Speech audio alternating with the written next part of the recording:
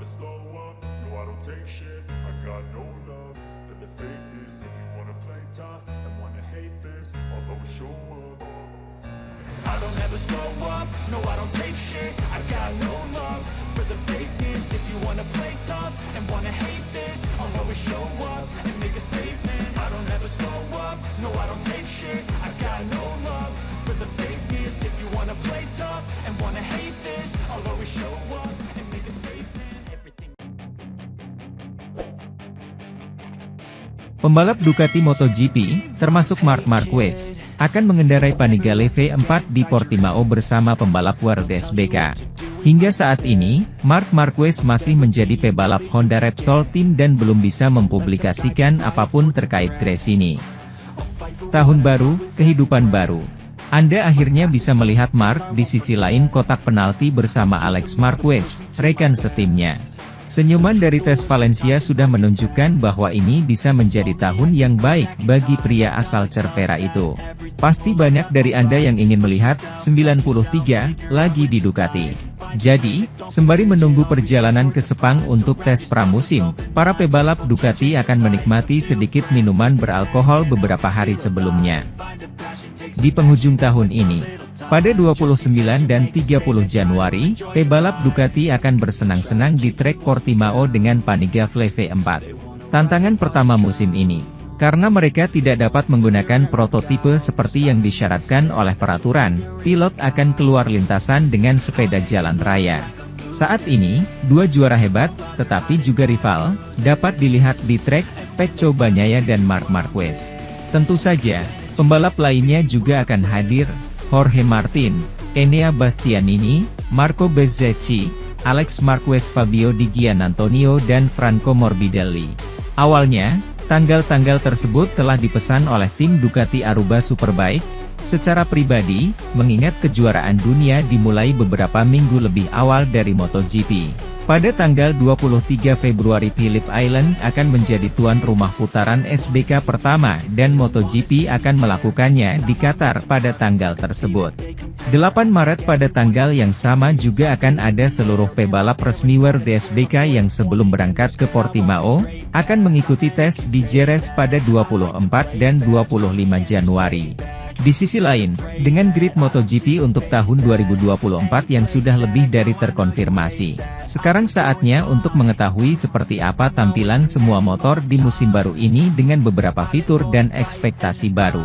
Dengan berakhirnya musim 2023, sekarang saatnya untuk mulai bekerja dan menghidupkan mesin untuk tahun 2024. Sementara itu, Bezzecchi memimpikan posisi di tim pabrikan Ducati.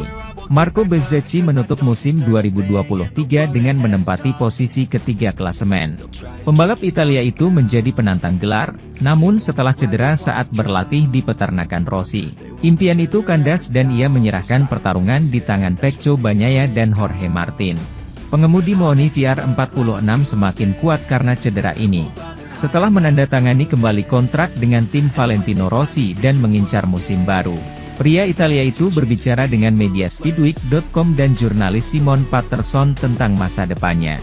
Bez memiliki kemungkinan untuk melompat ke Prima Pramac Racing Team, namun ia memutuskan untuk bertahan di VR46. Itu adalah keputusan yang sulit, tapi bagi saya sisi kemanusiaan sangat penting dan saya telah menciptakan hubungan yang sangat baik dengan VR46. Sang pilot memulai dengan berkata.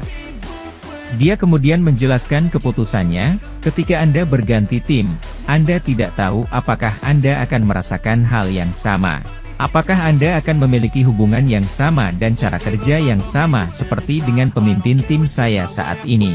Karena saya mungkin tidak akan melakukannya. Aku tidak bisa membawa Matteo Flaigni bersamaku.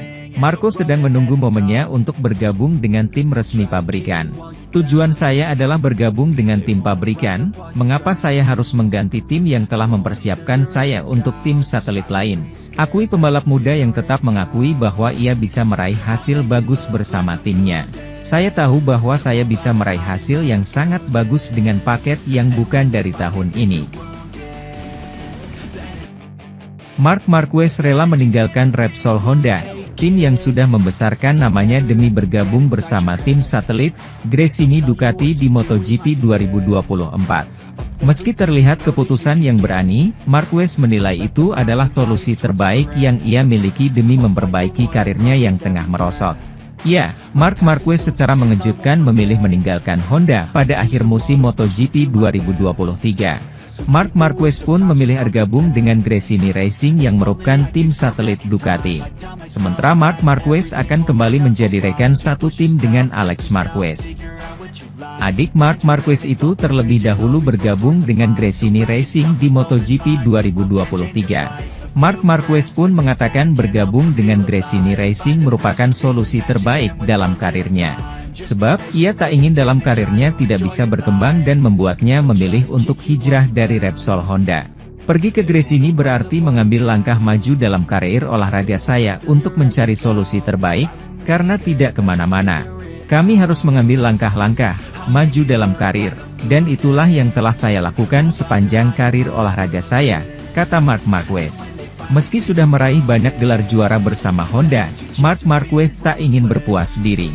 Ducati merupakan tim terbaik di MotoGP saat ini, sehingga membuatnya memilih Gresini Racing yang menggunakan Desmos Edici. Saya mencoba untuk terus maju dan melanjutkan dengan cara terbaik dengan karir saya, jelasnya. Marc Marquez mengalami penurunan performa bersama Repsol Honda dalam 2 musim terakhir.